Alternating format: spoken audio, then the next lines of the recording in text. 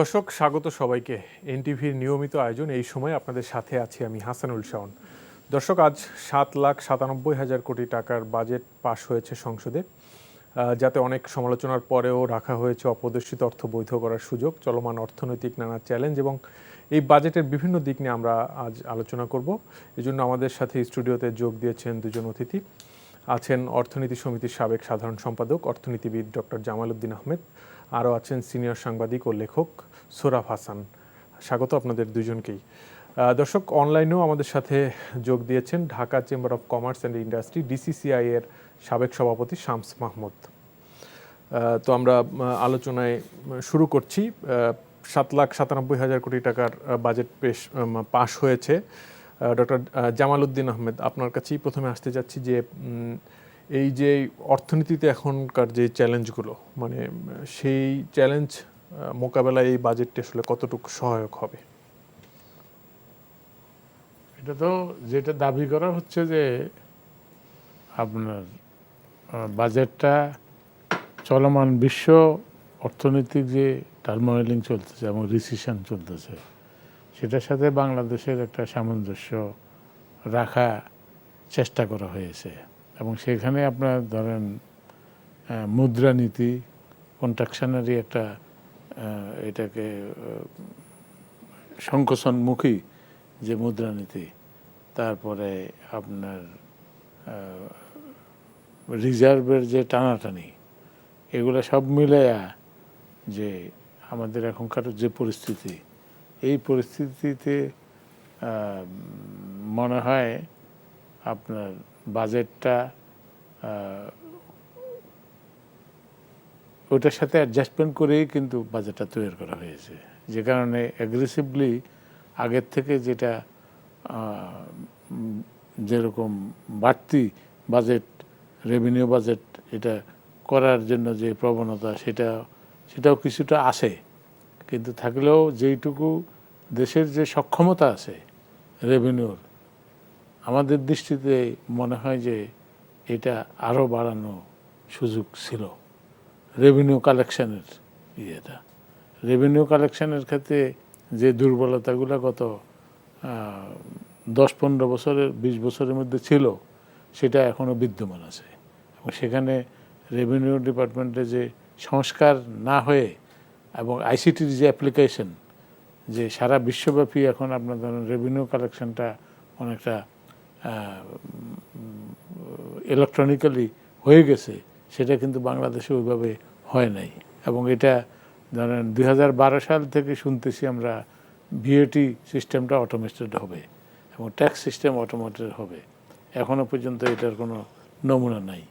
এবং এই কারণে আপনার যেই টার্গেট ধরা হয়েছে বাজেটে রেভিনিউ কালেকশন, সেই কালেকশন এর থেকে বেশি হওয়ার সুযোগ আছে। এবং আমরা বিশ্বাস করি যে এই 5 বছরে, এই সরকারের এই 5 বছরেই কিন্তু এইটা বর্তমান যে রেভিনিউ কালেকশন, এটা 4 গুণ হওয়া সম্ভব কমপক্ষে। এবং সেটা হলো আপনার এই যে বাজেটের যে সাইজ, রেভিনিউ এখন তো 4,80,000 কোটি টাকার মতো মানে রেভিনিউ কালেকশনের একটা টার্গেট আছে। এটা কিন্তু পার ক্যাপিটা ইনকামের সাথে যায় না। এখন আপনার ধরেন অনেকে দাবি করেন যে 4 কোটি লোকে ট্যাক্স দেওয়ার মতন ক্যাপাসিটি আছে এবং সেই হিসাবে আপনার রেভিনিউটা ওইভাবে কালেকশন করতে সম্ভাবনা আছে, কিন্তু আমাদের সক্ষমতা তো বাড়ছে না। না, সক্ষমতা বাড়বে কীভাবে? ওটা যদি ব্যবস্থা না নেয়, ওইভাবে তো তাদেরকে টার্গেট দিতে হবে। টার্গেট দিবেন আপনি, যদি যেই টার্গেট দিতেছেন সেইটা তো আপনি অর্জন করতে পারতেছেন না। আপনি ধরেন এই যে রেমিটেন্সের টাকা, সেটা আনার জন্য বলা হয় যে 47% রেমিটেন্সের টাকা আসে, তাহলে বাকি 53% কোথায়? এগুলো কিন্তু আপনার ওই টাকা বাংলাদেশে ঢুকে না এবং বাংলাদেশে বাংলা টাকা এসে নিয়ে দিচ্ছে, বাইরে থেকে আসতেছে এবং ডলারটা বাইরে থেকে যেতেছে, যে কারণে আমাদের রিজার্ভের ঘাটতির মধ্যে আছে। এবং সেটাকে এই যে ঘাটতি বাজেটকে পূরণ করার জন্য আপনার ধরেন ব্যাংকিং সিস্টেম থেকে যে লোন, সেটা কিন্তু প্রাইভেট সেক্টরের লোনের একটা তার সাথে একটা চ্যালেঞ্জার হয়ে দাঁড়াইছে। সরকার প্রাইভেট সেক্টর থেকে লোন নিয়ে আপনার এটা করতেছে। তারপর আবার বিদেশি ঋণের একটা অ্যালোকেশন আছে। তারপরে হলো যে আপনার ফরেন ডাইরেক্ট ইনভেস্টমেন্টের কোটা খুবই কম, আসতেছে না। তাহলে আপনার এখন একটা জিনিস করতে পারে যে বিদেশি লোনের যে পরিমাণ টাকাটা ফরেন লোন আকারে গভর্নমেন্ট আনতেছে, সেটা আপনার, এটা তো নিশ্চয়তা নাই, কিন্তু রেমিটেন্সের টাকাটা নিশ্চয়তা আছে যদি আপনি এটাকে সরকারি বন্ড, ফরেন এক্সচেঞ্জ বন্ড, এটা আছে, কিন্তু চালু আছে এবং সেটার একটা লিমিট বাঁধা আছে। সেই লিমিটটাকে যদি ছেড়ে দেওয়া হয় তাহলে আপনার এই টাকাটা বাংলাদেশি যারা বিদেশে আছে তারাই কিন্তু সরকারি বন্ডে কিনলে, এটা কিন্তু আমাদের লোকেরাই কিনলো, সেটা কিন্তু আমাদের লোকের কাছে আমরা ডলারে টাকাটা, এই ডলারে পাচ্ছি এই বন্ডটা, এবং এটা গভর্নমেন্টের একটা বন্ড আছে, এবং সেটা যদি আপনার আগে 2 কোটি টাকা পর্যন্ত একজন ইনভেস্ট করতে পারতো, সেটাকে যদি আপনার লিমিটলেস করে দেন তাহলে আপনার ওই ফরেন কারেন্সি এখন এখানে আনা সম্ভব। জি, আমরা একটু শামস মাহমুদের কাছে যাব, অনলাইনে আমাদের সাথে যুক্ত আছেন। শামস মাহমুদ, আপনি কি আমাদের কথা শুনতে পাচ্ছেন? জি। আমরা একটু আপনার কাছে একটু জানতে চাচ্ছি যে মানে যে বাজেটটি পাশ হলো এটি আসলে কতটা ব্যবসা ও বিনিয়োগ সহায়ক হবে বলে আপনারা আশা করছেন আসলে? ধন্যবাদ। দেখেন, এখানে জামাল স্যার যে কথাটা বললো, এখানে কিন্তু যখন বাজেটটা পেশ করা হলো, এখানে বলা হয়েছে যে আহ, মানে যেটা বলা হলো এটা কিন্তু কন্ট্রাডিক্টরি। আপনি গ্রোথ চাচ্ছেন, আবার ইনফ্লেশন কন্ট্রোল করবেন, তো দুটো মেজারই এখানে আছে। এখন জামাল স্যার আমার থেকে ভালো ব্যাখ্যা দিতে পারবে এটার, যে আপনি যদি দুটা কিন্তু একসাথে করা পসিবল না। কারণ এখানে ইনফ্লেশন যখন কন্ট্রোল করতে যাবেন, যেটা নর্মালি যেটা আমরা দেখি সবসময়, যে ইন্টারেস্ট রেট বাড়ানোর প্রবণতা থাকে। তো যখন ইন্টারেস্ট রেট বাড়াবেন তখন কিন্তু প্রাইভেট সেক্টরে যদি মানে আমরা যে খুব স্বচ্ছভাবে চলছি এমন না, এখন অনেকগুলো চ্যালেঞ্জের সম্মুখীন হচ্ছি আমরা। তো তখন যেটা হবে যে আমার কস্ট অফ বরিং বেড়ে যাবে। আর ম্যাক্রো ইকোনমিক স্টেবিলিটি, এই বাজেট তো দেওয়া হয় ম্যাক্রো ইকোনমিক স্টেবিলিটির একটা পিকচারকে, যাতে সামনের বছরে যাতে স্টেবল থাকে ম্যাক্রো ইকোনমিক্স এর দিক থেকে। তো এখানে আরএমজি সেক্টর এখনো কিন্তু বাংলাদেশের 85% যে ফরেন আর্নিং যেটা এখান থেকে আসছে। তো সামনে যেমন এলডিসি গ্রাজুয়েশন করার পরে অনেকগুলো সমস্যা, চ্যালেঞ্জের সম্মুখীন হব আমরা। ওটার মধ্যে একটা হলো যে ডাবল স্টেজ ট্রান্সফরমেশন লাগবে ইউরোপিয়ান ইউনিয়ন, যেখানে 50% আমরা এক্সপোর্ট করে থাকি, ওখানে জিএসপি প্লাসের জন্য এলিজিবল হওয়ার জন্য। এখন জিএসপি প্লাসে কি আছে, আপনার ব্যাকওয়ার্ড লিঙ্কেজ। আমি ধরেন এখন স্টিচিং করছি, আমার ব্যাকওয়ার্ড লিঙ্কেজে আমার ইয়ে লাগবে, এই যে আপনার টেক্সটাইল মিল লাগবে যেখানে ফ্যাব্রিকটা বানাবো, অথবা ফ্যাব্রিক মিল যারা আছে ওর স্পিনিং অথবা গার্মেন্টসে যাবে। তো মোট কথা হলো ইনভেস্টমেন্টটা লাগবে এই ম্যাক্রো ইকোনমিক স্টেবিলিটি সামনের দিনগুলোতে যাতে স্টেবল থাকে ওইটাকে রাখার জন্য। তো ওখানে যে ইনভেস্টমেন্টটা লাগবে, আমার যদি কন্ট্রাকশনারি মনিটারি পলিসি নেওয়া হয়, আর সরকার এখন বাইরের থেকে ঋণ না নিয়ে অভ্যন্তরীণ অর্থনীতি যে সোর্সেস অফ মানে ফান্ড আছে, প্রাইভেট সেক্টর ব্যাংক বলেন, সরকারি ব্যাংক বলেন, ওখানে ওরা যাচ্ছে। তো এটা তো প্রাইভেট সেক্টর অলরেডি আমরা জানি যে আপনি যদি গত কয়েক বছরের ইয়ে দেখেন যে আমরা অনেক কমে যাচ্ছে, স্কুইজ হচ্ছে প্রাইভেট সেক্টর। তো এখন যদি সরকার এই ডেফিসিট ধরেন কমিয়ে যদি অভ্যন্তরীণ অর্থনীতি মানে রিসোর্স দিকে যদি নজর দেয়, তখন কিন্তু হবে যে আমরা তাহলে টাকাগুলো কোত্থেকে পাবো এই ইনভেস্টমেন্টটা করার জন্য। তো তাহলে সামনের দিনগুলোতে তো আমরা দেখছি যে ম্যাক্রো ইকোনমিক স্টেবিলিটির একটা আশঙ্কা, একটা কোয়েশ্চেন মার্ক চলে আসে।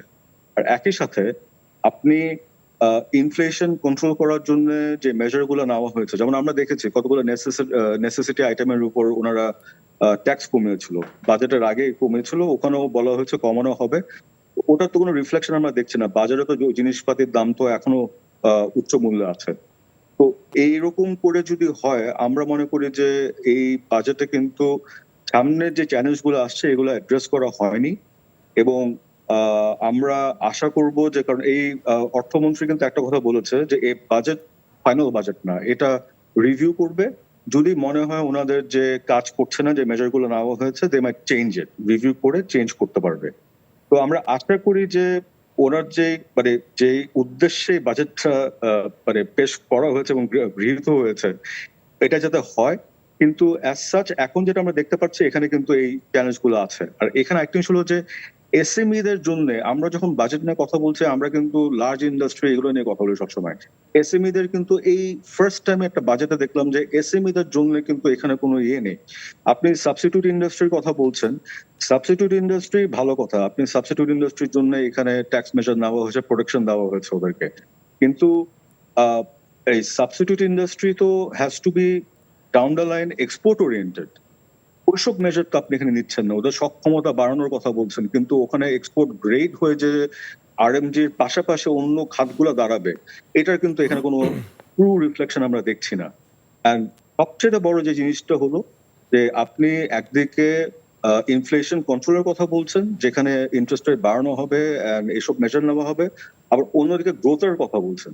তো দুইটা কিন্তু পুরো কন্ট্রাডিক্টরি। জি। এই জায়গাটা আমাদের একটা মানে we are worried about this. আমরা আশা করবো যে সরকার এখানে একটা পজিটিভ ভূমিকা রাখবে। At the same time exchange rate mechanism আপনি দেখেন, ক্রলিং ব্যাগের কথা বলা হচ্ছে, সবকিছু বলা হচ্ছে, কিন্তু বাজেটের যে মানে যে লিটারেচারটা আছে ওখানে যদি দেখেন, ওখানে কিন্তু আবার প্রজেকশন করা হচ্ছে যে আগামী বছর সরকার বলছে যে ডলারের রেট টাকার বিপরীতে 114 টাকায় আসবে। তো তারা ক্রলিং প্লেগ যে এখন আপনারা বলছেন আইএমএফ এর প্রেসক্রিপশন অনুযায়ী যা দিচ্ছেন, আবার ওই ওই লিটারেচারে কিন্তু বলা হচ্ছে যে টাকা উইল বিকাম স্ট্রঙ্গার। এন্ড টাকা স্ট্রঙ্গার কি জন্য হবে এটা আমরা বুঝতে পারছি না, কারণ আমার কিন্তু এখনো ইম্পোর্টের রেস্ট্রিকশন আছে। আমরা কিন্তু গত 2 বছর ধরে কিন্তু ইম্পোর্ট রেস্ট্রিকশনের মধ্যে আছে। আমরা কিন্তু এমন না যে ফ্রিলি ইকোনমি কিন্তু চলছে। এখানে দেয়ার আর মেজার্স যেখানে আপনি রেস্ট্রিক্ট করে রেখেছেন। তো রেস্ট্রিক্ট করলে তো এটা তো ট্রু রিফ্লেকশন অফ ডাটা হচ্ছে না। তো এইসব জিনিস কিন্তু আমার মনে হয় যে এখানে আমাদের একটু গভীরভাবে দেখতে লাগবে। এট দ্য সেম টাইম ট্যাক্স বেসের যে কথাটা যেখানে আসছে, যারা ট্যাক্স দিচ্ছে ওদেরকে স্কুইজ করা হচ্ছে। ট্যাক্স জি, বেস শামস মাহমুদ, আমরা পদক্ষেপ। আমরা কর নিয়ে আরো বিস্তারিত পরে কথা বলবো। আপনার কাছে আসবো আবার, আপনি আমাদের সাথে থাকেন। আমরা একটু সোহরাব হাসান আপনার কাছে জানতে চাচ্ছি যে মানে সরকারের যেই রাজনৈতিক অগ্রাধিকার মানে তার সাথে আসলে কতটা সমন্বয় করে এই বাজেটটি হয়েছে, মানে সেই দিকগুলো আসলে কিভাবে দেখছেন? প্রথম কথা হলো যে শামস মাহমুদ এবং জামালউদ্দিন আহমদ যে কথা বললেন, মানে বাজেটে অনেক প্রশ্নের উত্তর নেই। আমিও মনে করি যে এই উত্তরগুলো থাকা উচিত। অর্থাৎ সরকার সমস্যার কথা চিহ্নিত করেছেন, কিন্তু সমস্যাটা কিভাবে সমাধান হবে সেটা স্পষ্ট নয়। আর সেটা ব্যাংকিং খাত বলেন, সুদের হার বলুন, ডলারের সঙ্গে টাকার বিনিময় মূল্য বলুন, সবচেয়ে যে এই মুহূর্তে যে বড় সংকট সেটি হচ্ছে নিত্যপণ্যের দাম। নিত্যপণ্যের দাম বাজেট পেশের পরও বেড়েছে এবং বাজেট পাস হওয়ার পর তো আরও বাড়বে। তো সাধারণ মানুষ কোথায় যাবে? বাজেট তো একটি দেশের যে টোটাল মানে মোট জনগোষ্ঠী তার কি বলে জীবনযাত্রা কিভাবে চলবে তার একটা রূপরেখা, তার একটা দিক নির্দেশনা থাকা দরকার। কিন্তু সেটি কতটা আছে? হ্যাঁ, সামাজিক নিরাপত্তা কর্মসূচি আছে সাধারণ মানুষের মধ্যে। আর যে বড় সমস্যাটি, যেটি দীর্ঘদিনের, শুধু এই সরকারের না, 15 বছর তো বটেই এই সরকারের, তার আগে থেকে সুশাসনের অভাব। এই যে কর 4 গুণ করা যায়, জামালউদ্দিন ভাই বললেন, কিন্তু 4 গুণ করে সেই করা গেল না কেন? অটোমেশন হলো না কেন? সংস্কার হলো না কেন? এই প্রশ্নের জবাব কিন্তু সরকারকে দিতে হবে, দেওয়া উচিত। আর যদি এড়িয়ে যায় তাহলে আগামী বাজেটেও আমরা এই সমস্যাগুলো নিয়ে আলোচনা করব। সরকার একটা ব্যাখ্যা দেবে বা গোজামিল দেবে, সমাধান হবে না। আজকে যে সুশাসনের অভাব সেটি আপনি যে কোনো সরকারি যে কোনো প্রতিষ্ঠানে দেখুন। কর বিভাগে, এই রাজস্ব বিভাগে যে ভয়াবহ দুর্নীতি, আপনি সৎভাবে ব্যবসা করা তো কঠিন। এখন জন্ম সনদ দিয়ে খোলো বিকাশ স্টুডেন্ট অ্যাকাউন্ট। নিজের বিকাশ নিজে কর। হ্যাঁ, সুশাসন না থাকলে তো কোনো নীতি পরিকল্পনাই বাস্তবায়িত হবে না। আর যেটুকু হবে তার সুফল সাধারণ মানুষ পাবে না, মানে বৃহত্তর জনগণ পাবে না। ব্যবসায়ীদের যে সমস্যা সরকার জানে, পেশাজীবীদের সমস্যা, সাধারণ মানুষের সমস্যা সব জানে, কিন্তু সরকার যেসব নীতি পরিকল্পনা নেয় এটা বাস্তবায়ন করতে পারে না। কেন পারে না? কারণ হচ্ছে যাদের উপর বাস্তবায়নের দায়িত্ব তারা সেই দায়িত্ব পালন করেন না, এবং না করার পিছনে কারণ হয়তো জবাবদিহি নেই। এটি আমাদের রাষ্ট্রীয় কাঠামোটাই এমন যে যারা যত উপরে পদে থাকেন তারা নিজেদের আইনের ঊর্ধ্বে ভাবেন। তো এই মানে আইনের শাসনটা জরুরি। আইনের শাসন থাকলে এই দুর্নীতির এত বড় বড় মানে কি বলে কাণ্ড ঘটার কথা নয়। তা প্রথম সরকারের দায়িত্ব হচ্ছে এই দুর্নীতি বন্ধ করা, এবং সরকার তো নির্বাচনী ইশতেহারে দুর্নীতির বিরুদ্ধে শূন্য সহিষ্ণুতা দেখিয়েছে। তাই শূন্য সহিষ্ণুতার ফল যদি এটি হয় তাহলে বাজেট বাস্তবায়ন হবে কেন? আপনি যে কোনো ক্ষেত্রে, যে কোনো বাংলা সরকার যত পরিষেবা প্রতিষ্ঠানগুলো আছে, শুধু রাজস্ব বিভাগ না, আপনি তিতাসে যান, বিদ্যুৎ অফিসে যান, ওয়াসায় যান, মানে এক ধরনের আতাত করতে হবে, অর্থনৈতিক মানে কি বলে অশুভ লেনদেন করতে হবে, তারপর হচ্ছে সেবা পাবেন, সেটি শিল্প কারখানার জন্য এবং একজন সাধারণ গ্রাহকের জন্য। অবৈধ লাইন বিদ্যুতের আমরা শুনে আসছি যে বছরের পর বছর এটা সংযোগ বিচ্ছিন্ন হয়, আবার সংযোগ হয়, গ্যাসের লাইন, পানির লাইন, সব কিছুই। তা প্রথম হচ্ছে যে এই দুর্নীতিটা বন্ধ করতে হবে। মানে সেটা কিভাবে? তা বিরোধী দল কি বিরোধী দল রাস্তায় যদি মিছিল সমাবেশ করে, সরকার বলতে পারে যে অর্থনৈতিক ক্ষতি হচ্ছে, রাস্তা বন্ধ করলে, হরতাল ডাকলে, সে তো গত 10-12 বছর গত 10 বছর তো এরকম বড় ধরনের আন্দোলন হয়নি। কিভাবে করতে হবে রাষ্ট্র যারা পরিচালনা করেন তাদেরই সেটি খুঁজে বের করতে হবে। অর্থাৎ যোগ্য লোককে যোগ্য জায়গায় পদায়ন করতে হবে আর তার কাছ থেকে কাজটা আদায় করতে হবে।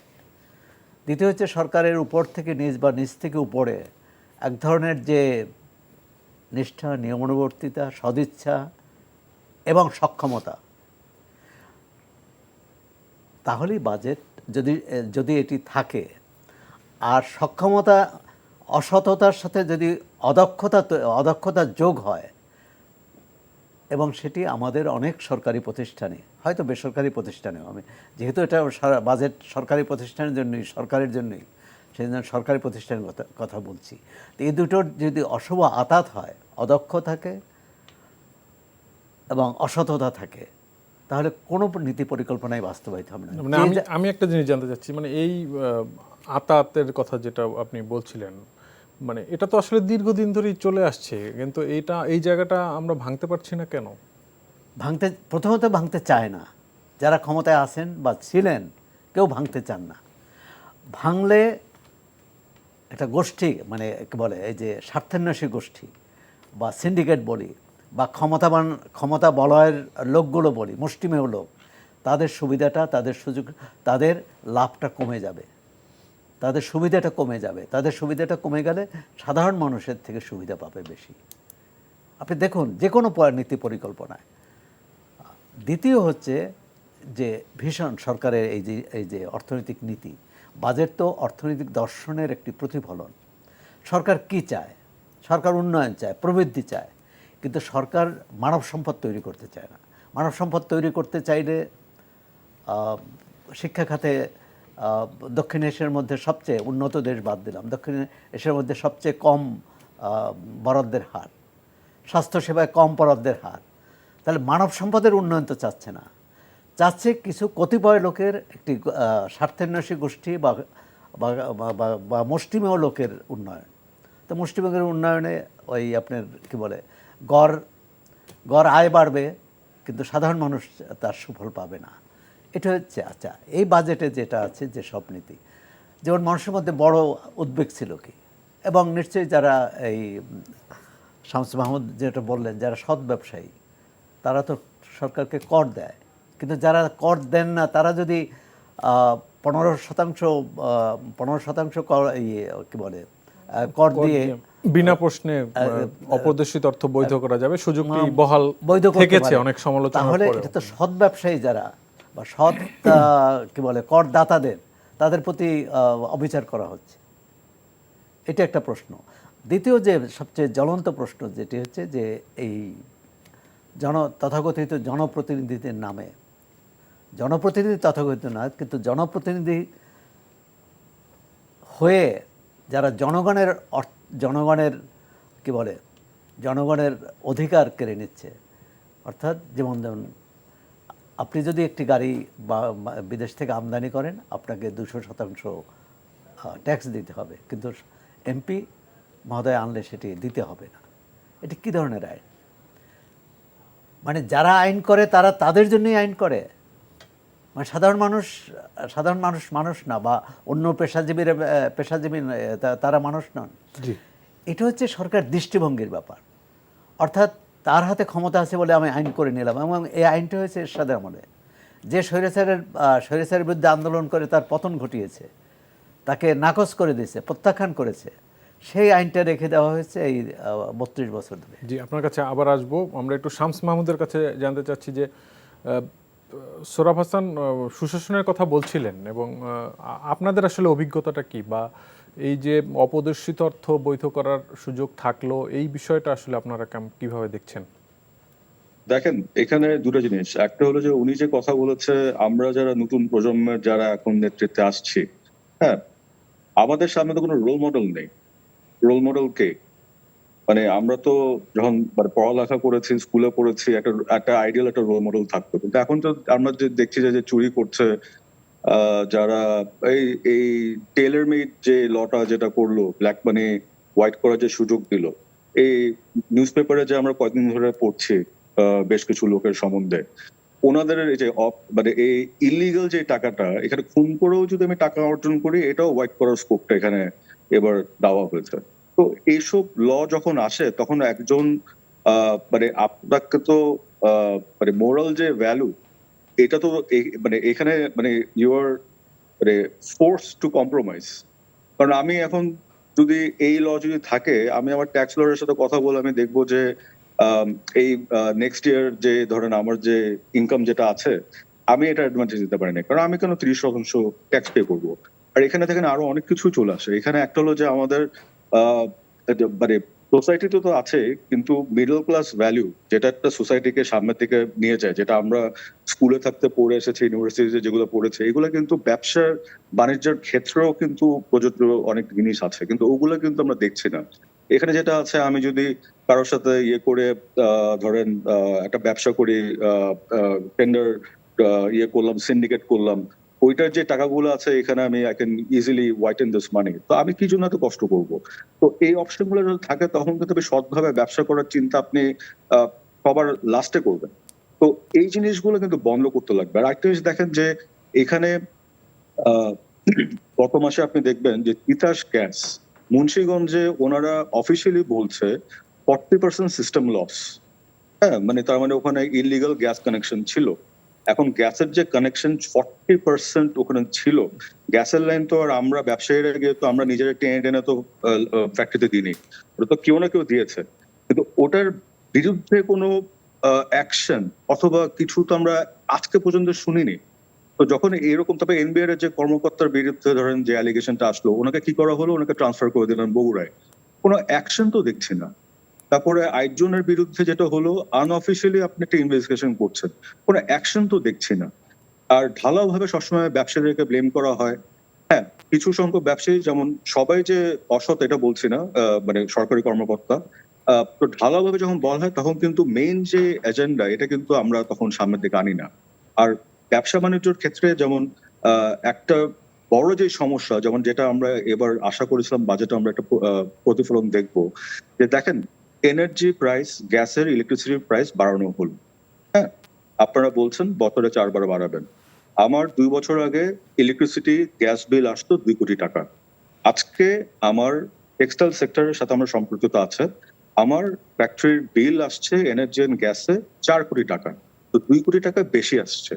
তার মানে এক বছরে 24 কোটি টাকা আমার এক্সট্রা পে করতে লাগছে।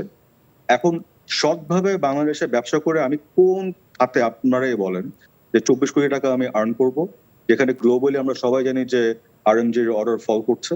তো এই টাইপের জিনিস আপনি আমাকে ঠিক করে এনার্জি সরবরাহ দিচ্ছেন না। আমরা যারা লার্জ ইন্ডাস্ট্রিতে আছি, আমাদের ব্যাংকের সাথে অ্যাক্সেস আছে, আমরা লোন নিতে পারছি, এসএমই যারা আছে ওদের কথা কেউ বলছে না। ওই আপনারা যে বলছেন যে জব ক্রিয়েশন, এমপ্লয়মেন্ট জেনারেশন, নতুন যারা জব মার্কেটে আসছে, ওদের এমপ্লয়মেন্ট জেনারেশন কোত্থেকে হবে? এসএমই যদি টিকে না থাকে, যারা ধরেন মেজরিটি এমপ্লয়মেন্টটা জেনারেট করে বাংলাদেশে, এইটার রিফ্লেকশন তো এই বাজেট আমরা দেখছি না। আর আরেকটা হলো যে ইনফ্লেশন কন্ট্রোল কথা আপনি বলছেন, ইনফ্লেশন আপনি কন্ট্রোল করতে পারবেন না, বিকজ দ্য ট্রুথ ইজ এখানে সিন্ডিকেট কন্ট্রোল করছে। মার্কেটস আর কন্ট্রোল বাই সিন্ডিকেটস। আপনি গত বছর একটা সময় যেমন ডিমের দাম হঠাৎ করে একদিনে 8 টাকা বেড়ে গেল। 8 টাকা কি জন্য বাড়বে? ওই দিন কি বাংলাদেশের সব মুরগি ডিসাইড করলো যে আজকে আমরা কেউ ডিম পারবো না? তো এখানে সিন্ডিকেট নিশ্চয়ই কাজ করছে। জি, তো এই সিন্ডিকেট যারা এই জিনিসগুলো করে থাকে, সরকারকে বিভ্রান্তের মধ্যে যারা ফেলছে, এনারাই কিন্তু যখন এই যে কমার্স মিনিস্ট্রি যখন মিটিং থাকে, কমোডিটি কিভাবে আমদানি করবে এটা নিয়ে মিটিং হয় পলিসি আকারে, এনারাই কিন্তু সব মিটিং এ বসে থাকে। তো জি। আমরা জেনে শুনে যদি এই লোকগুলোকে নিয়ে মিটিং করি, তাহলে আপনি অনেক কথা আমরা বলতে পারি, কিন্তু অ্যাকচুয়ালি অন দ্য গ্রাউন্ড এটা কোনো রিফ্লেকশন আমরা দেখবো। জি, বুঝতে পেরেছি। আপনি থাকুন আমাদের সাথে। ডক্টর জামাল উদ্দিন আহমেদ, অপ্রদর্শিত অর্থ বৈধ করার সুযোগ দুজনেই বললেন, আর সুশাসনের কথাও সবাই বললেন। আসলে এই জায়গাগুলোতে আমরা উন্নতি করতে পারছি না কেন? এই তাগিদ তো আসলে দীর্ঘদিনের। সুশাসন হবে কিভাবে? আপনার পলিটিক্স হয়ে গেছে, এখন পলিটিশিয়ানরা তো হলো দেশের মুরব্বী। ফ্যামিলিতে যেরকম মা বাবা হলো গার্ডিয়ান, ওইখানে তো পলিটিশিয়ান, রাষ্ট্রের ক্ষেত্রে পলিটিশিয়ানরাই এটা দিয়ে। সেখানে আপনার দেখা গেছে যে ফ্যামিলি সেন্টার পলিটিক্স। এমপি সাহেব যদি উনি হলেন এমপি, ওনার ওয়াইফ হলেন উপজেলা চেয়ারম্যান, ওনার ছেলে হলেন পৌরসভার মেয়র, আবার ওনার ভাগ্নে একটা হলো আওয়ামী লীগের সেক্রেটারি বা দলীয় সেক্রেটারি। এইভাবে আপনার যদি দেন ইউনিয়ন পরিষদের চেয়ারম্যান তার আত্মীয়স্বজন, এখন তো এই ট্রেন্ড চলতেছে। এই ট্রেন্ডের ভিতরে পলিটিক্স তো এখন আর পলিটিক্সের ইয়েতে নাই, এটা পরিবারের ভিতরে ঢুকে গেছে। তাইলে আপনার দেখেন পার্লামেন্টের যে স্ট্যান্ডিং কমিটিগুলো আছে, ইজ দিস ওয়ার্কিং? এটা কি ওয়ার্ক করতেছে? পার্লামেন্টের স্ট্যান্ডিং কমিটি তো স্ট্যান্ডিং কমিটিতে ওই যে ডিপার্টমেন্টের লোকজন আছে। এই যে মতিউরের জন্ম হয়েছে কি পার্লামেন্টের স্ট্যান্ডিং কমিটিকে ঘুষ না দিয়া কি সে আপনার তা জীবিত থাকছে এতদিন পর্যন্ত? এখন না হয়তো ধরাধরি করতেছে পলায় গেছে, কিন্তু সে সব জায়গায় এই যে আপনার এনবিআর এর চেয়ারম্যান তৎকালীন যে কেয়ারটেকার গভর্নমেন্টের সময় আপনার বদিউর রহমান সাহেবের সাক্ষাৎকার দেখলে তো বোঝা যায় এ নাকি পুরা দেশ কন্ট্রোল করতো তার কাছে সে, এবং উনি নিজে চাকরি ছেড়ে দিয়ে চলে যেতে হয়েছে। তার মানে কি? হ্যাঁ, মতিউরকে কেন্দ্র করে ওনারা বদলি করছে। বদলি করার পরে মতিউর চিটাগাং থেকে যখন রাজশাহীতে বদলি করছে, তখনই মতিউর কিন্তু ওখান থেকে তিনি সেটা মানেননি। পরবর্তীতে তিনি তার ব্যক্তিগত কারণে উনি হিয়ার টু রিজাইন। তার মানে কি? তারপরে পার্লামেন্টে যদি স্ট্যান্ডিং কমিটিটা ফাংশন না থাকতো, তাহলে আপনার সেটাও কিন্তু আপনার ইট ইজ নট ফাংশনিং। আপনি তো স্ট্যান্ডিং কমিটি বলছেন, পার্লামেন্টটা কতটা হ্যাঁ, সেটাই আমরা তো বলবো রুলস অফ বিজনেস অনুযায়ী যদি চলে। তারপরে ধরেন রাষ্ট্র, সরকার এবং দল এটা যদি একসাথে হয়ে যায়, খিচুড়ি হয়ে যায়, তখন কিন্তু আপনার এই ধরনের প্রবলেম দেখা দিবে। এটা কিন্তু আপনার একদিনে হয় নাই। তারপরে আপনি ধরেন এই আপনার এই এমপিদের জন্য ডিউটি যে গাড়ি উনি যেটা বললেন, এটা তো আমরা তীব্র বিরোধিতা করি। কারণ হলো এরশাদের এখন ওনারা তো জনসেবার জন্য আসছে এখানে, তারই ডিউটি ফ্রি কেন দিবে? তারপর ভিআইপি লাউঞ্জ, এদেশে তো ভিআইপি লাউঞ্জ মাননীয় প্রধানমন্ত্রী এবং রাষ্ট্রপতি ছাড়া আর কেউ ভিআইপি না। এটার প্রজাতন্ত্রের নাম হলো গণপ্রজাতন্ত্রী বাংলাদেশ সরকার। সে গণপ্রজাতন্ত্রী বাংলাদেশ সরকার যদি হয়, তাহলে এটার বাংলা আরও যদি শর্টে বলা হয়, জনগণই রাষ্ট্রের মালিক। তো সেই ক্ষেত্রে আপনার ভিআইপি, এটা তো ডিসক্রিমিনেশন। এটা কোন টাইপ অফ ডেমোক্রেসি? ডিসক্রিমিনেশন কেন হবে? এবং সাধারণ মানুষের তাহলে কোনো অধিকার নেই? এখন জন্ম সনদ দিয়ে খোলো বিকাশ স্টুডেন্ট অ্যাকাউন্ট। নিজের বিকাশ নিজে কর। আপনার শিক্ষা দেখেন ব্যবস্থার কথা শিক্ষা বলছেন। ব্যবস্থায় আপনার প্রথম 2009 থেকে একজন শিক্ষামন্ত্রী আমাদের এখানে ছিল, আর দেশে কি আর লোক ছিল না? ওই লোকেরই শিক্ষামন্ত্রী বানাতে হবে। তারপরে আবার আরেকজন যদি লোক, আইদার আপনি শিক্ষামন্ত্রী ওই এই যে শিক্ষা ব্যবস্থার মধ্যে যে সমস্ত গুণীজন আছে ওখান থেকে একজনকে নিয়ে নিতে পারতেন, কিন্তু সে না, মানে এক্সপেরিমেন্ট করতেছে, তাতে আমরা কত বছর লস করতেছি। এই সময়ের ভিতরে আপনার শিক্ষামন্ত্রী কি দেশে আর পাওয়া যায় না?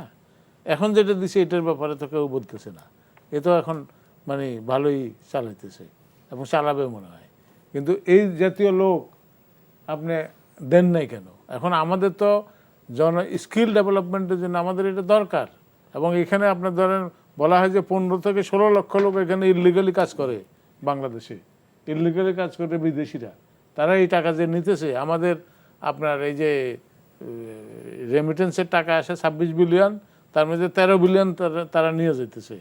তাইলে আপনার সেই ক্ষেত্রে আমাদের এই স্কিল লোকগুলো তো এখন দরকার। তারপরে হলো ডিজিটালাইজেশন।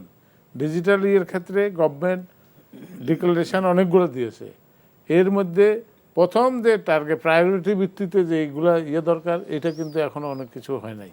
যেমন মুহিত সাহেব বলেছিলেন যে আপনার এই বিএটি ডিজিটালাইজ করবে আইন, কিন্তু উনি আইনেই পার করতে পারেন নাই। পরবর্তীতে ডিজিটাল তো দূরের কথা, ওইটাও গেছে। ইনকাম ট্যাক্সের ডিজিটালাইজেশন হয় নাই। পেমেন্ট সিস্টেম, এই যে টোল কালেকশন, এই যে আপনার টোল কালেকশন করে 50% গভর্নমেন্ট ট্যাক্স এখানে ঢুকে না, 50% ঢুকে না। এই যে ব্রিজগুলো যত টোল ম্যানুয়ালি কালেক্ট করে, এটা কেন কার্ড সিস্টেমে, অটোমেটেড সিস্টেমে কার্ড পাঞ্চ করে চলে যাবো, গাড়ির উপরে লাগাই দেবে। আপনার কি মনে হয় মানে এই জায়গাগুলোতে ডিজিটালাইজেশনের তো আমরা না, এটা করলে আপনি চুরি বন্ধ হয়ে যাবে। কয়েকটা সেক্টরের কথা বললেন, এখানে অনেক প্রজেক্ট আমরা দেখেছি সাম্প্রতিক বছরগুলোতে, মানে তারপর এটা হচ্ছে না কেন? না, হচ্ছে না কেন? এটা হইলে তো চুরিদারি বন্ধ হয়ে যাবে। এটা তো 50%। এই যে দাউদকান্দি আপনার যে ব্রিজের উপরে আপনার আছে না, টোল প্লাজা আছে না, সেটা অটোমেটেড হয় না কেন? এটা তো পুরাটা অটোমেটেড। গাড়িতে অ্যাডভান্স কার্ড কিনবে, কার্ড থেকে কাইটে রেখে দিবে। তাহলে এই বিদেশে তো এটা চলছে, কিন্তু ওখানে আপনার 50% টাকা লস। ঢাকা মেট্রোতে হয়েছে। ঢাকা মেট্রো এখানেও তাই। তারপরে আপনার এই যে ইভেন পদ্মা ব্রিজে এখনও ক্যাশ টাকা দিয়ে ঢুকতে হয় কেন? এটা অটোমেটেড সিস্টেম প্রথম থেকে নিয়ে নেওয়া উচিত ছিল, তাহলে আপনার এইসব চুরিদারি বন্ধ হয়ে যেত।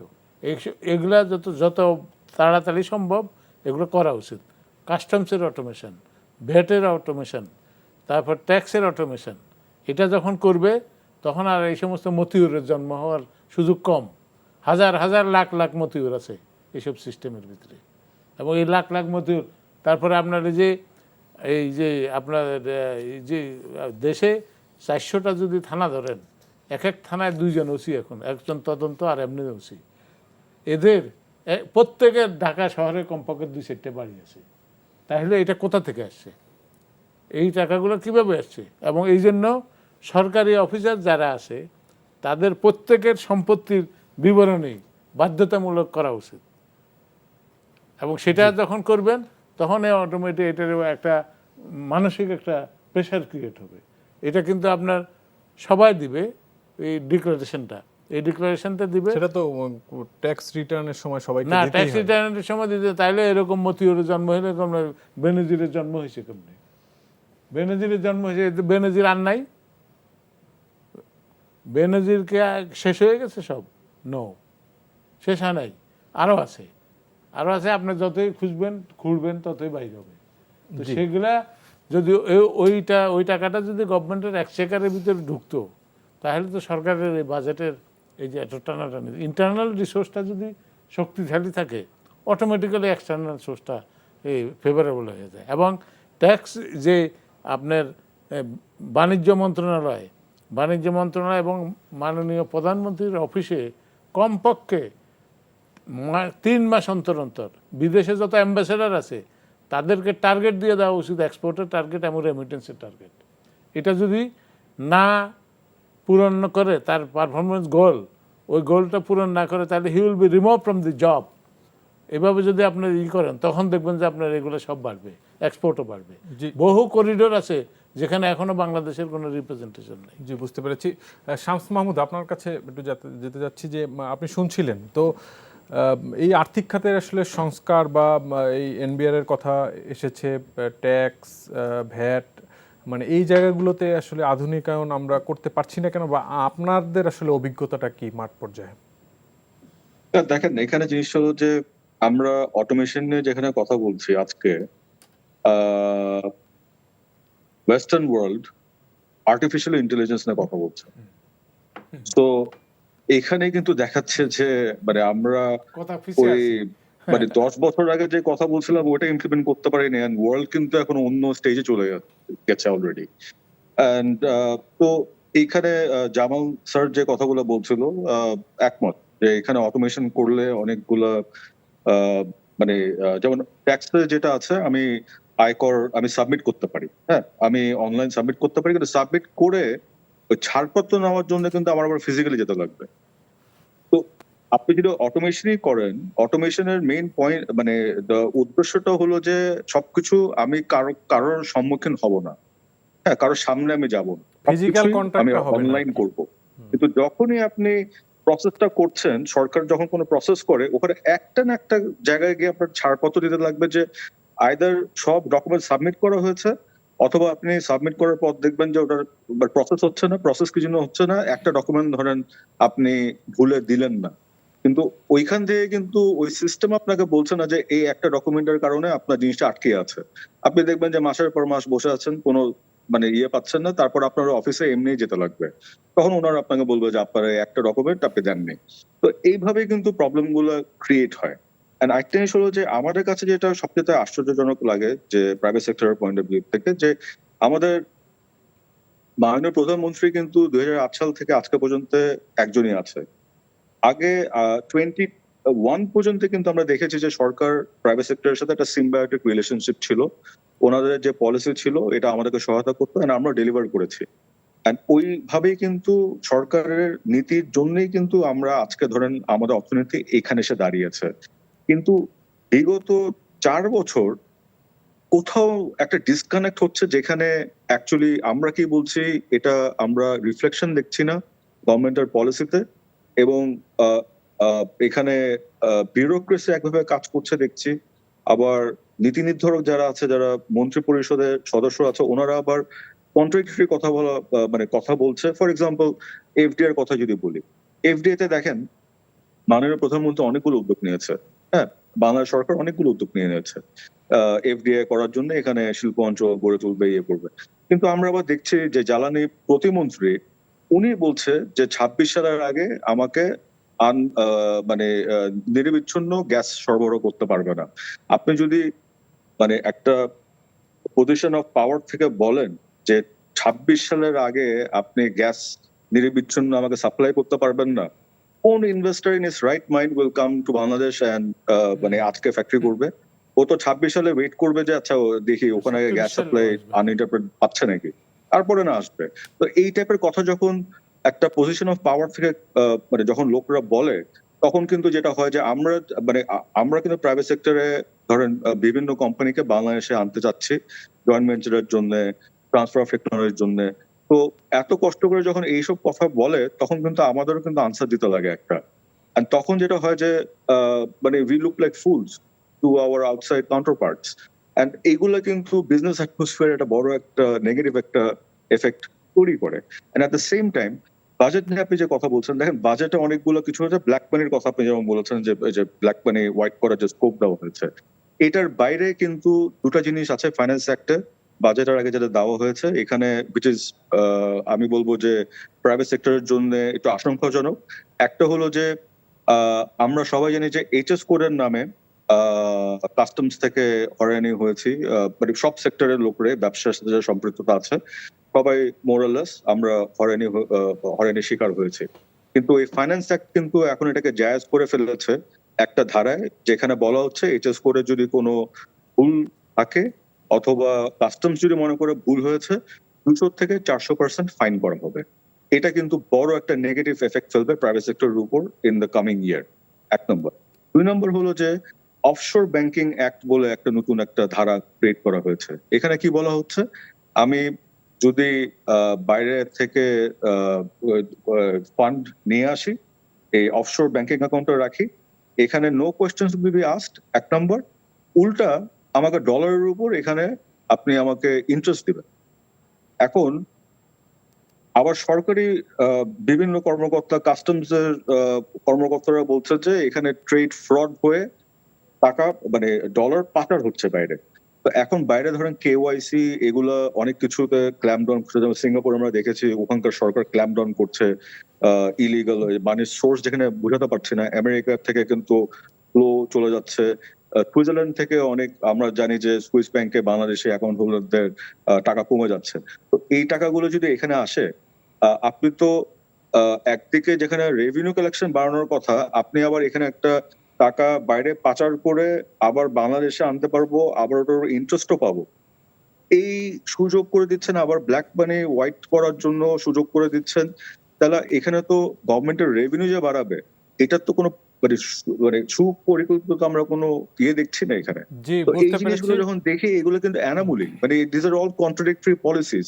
এগুলো যদি থাকে তাহলে কিন্তু সামনের দিনগুলোতে কিন্তু আমাদের অনেক চ্যালেঞ্জের সম্মুখীন হতে লাগবে। জি জি, ধন্যবাদ। সোহরাব হাসান, কিছু না, এর সাথে হচ্ছে যে শামস মাহমুদ অনেকগুলো কারিগরি এবং তাদের সমস্যার কথা বললেন। এখন সরকারের যে নীতি নির্ধারক তারা কি এই সমস্যা জানেন না, কিন্তু তারা কেন ঝুলিয়ে রাখেন? একটা বলছেন যে, যেটা জামালউদ্দিন ভাই বললেন যে মানে অটোমেশন করলে চুরিটা বন্ধ হবে, তো শুধু অটোমেশন না করাটাই হচ্ছে তাদের জন্য ভালো। ওই কিন্তু সরকার তো উদ্যোগ নিচ্ছে। উদ্যোগ নেওয়া আর এটা করা এর মধ্যে অনেক পার্থক্য। মেট্রো রেলে কী করে আপনার আমরা কার্ড সিস্টেম তৈরি কার্ড সিস্টেম হয়ে গেল, হ্যাঁ, আমরা স্মার্ট কার্ড আমরা ব্যবহার করতে পারি, কেন সেটা পদ্মা সেতুতে হবে না, কেন সেটা অন্য অন্য টোল প্লাজায় হবে না? সুতরাং সরকার চাইলে সেটা করতে পারে। এখন চাইছে না কেন, কাদের জন্য চাইছে না, বা সমস্যা কি? আরেকটি যে এই বাজেটের দুর্বলতা বলবো, যে মূল্যস্ফীতির কথা বলছে যে সরকার আশা করছে যে বছরের শেষ নাগাদ হবে, কিন্তু 6.5% হবে। যেটা বললেন তাতে কিন্তু আশার আলো নেই। কারণ বেসরকারি খাতে বিনিয়োগ যদি না বাড়ে, আর বিনিয়োগ বাড়ার জন্য যেসব নিরবচ্ছিন্ন জ্বালানি প্রয়োজন, নিরবচ্ছিন্ন বিদ্যুৎ প্রয়োজন, অবকাঠামো প্রয়োজন, যোগাযোগ নীতি প্রয়োজন, সেগুলোর ঘাটতি আছে। এই ঘাটতি কি করে মেটাবে?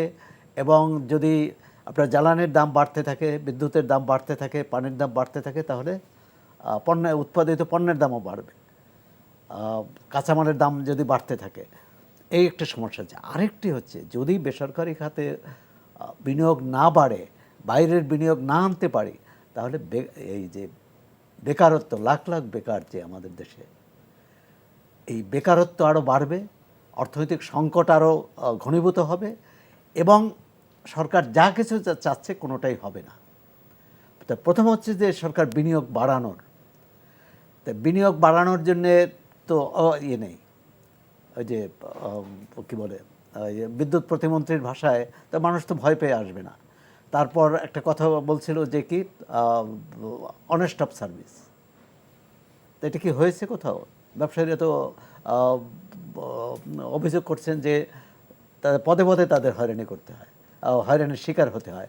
একটি এবং সম্প্রতি ওই সিপিটি একটি করেছিল, একটি জরিপ, 86% ব্যবসায়ী বলছে যে তারা কোনো না কোনোভাবে সরকারি সেবা নিতে গেলে হয়রানির শিকার হন এবং তাদের ঘুষ দিতে হয়। তাহলে প্রথমেই হচ্ছে যে এই যে কোনো বাজেট, যে কোনো পরিকল্পনা বাস্তবায়ন করার জন্য সুশাসন জরুরি, দুর্নীতি বন্ধ করা জরুরি, বিনিয়োগ বাড়ানো জরুরি, বেকারত্ব দূর করার জন্য। বাংলাদেশ হচ্ছে শিক্ষিত বেকারের দেশ, কারণ সবচেয়ে বেশি এখানে শিক্ষিত মানুষ, তারা বেকার, তারা কাজ পান না, এবং কাজ পান না যে কাজের যে তিনি উপযুক্ত সেই কাজ পান না। আমাদের শিক্ষার সাথে আমাদের শিক্ষার সাথে কাজের একটা বড় দূরত্ব আছে। অর্থাৎ আমাদের কাজের কর্মক্ষেত্রে যে দক্ষতা প্রয়োজন, শিক্ষা সেই দক্ষতা দিতে পারে না। যে কারণে জামালউদ্দিন ভাই যে বললেন যে আমাদের রেমিটেন্সের একটা বড় অংশ বাইরে চলে যাচ্ছে, তাহলে আমরা তো ওই দক্ষ জনশক্তি তৈরি করতে পারিনি। আমাদের যেখানে সেবিকা নিয়ে আসতে হয় বাইরে থেকে, ডাক্তার বাদ দিলাম, সেবিকা নিয়ে আসতে বাইরে থেকে, কেন নিয়ে আসতে হবে? আমরা কেন তৈরি করতে পারবো না? তো সরকারের বাজেট তো হচ্ছে এক বছরের হিসাব নিকেশ, সার্বিক অর্থনৈতিক পরিকল্পনার মধ্যে গলদ আছে। জি, আসলে আমাদের হাতে আর সময় নেই। আপনাদের ধন্যবাদ আমাদের সাথে যোগ দিয়ে এই গুরুত্বপূর্ণ আলোচনায় অংশ নেওয়ার জন্য। দর্শক, আজ এখানেই শেষ করছি। আমাদের এই অনুষ্ঠানটি পুনরায় দেখতে ভিজিট করুন এনটিভির অনলাইন www.ntvbt.com-এ।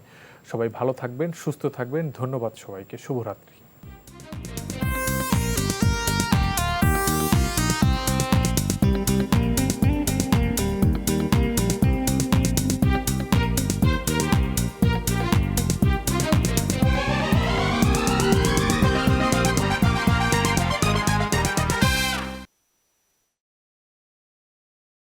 এখন জন্ম সনদ দিয়ে খোলো বিকাশ স্টুডেন্ট অ্যাকাউন্ট।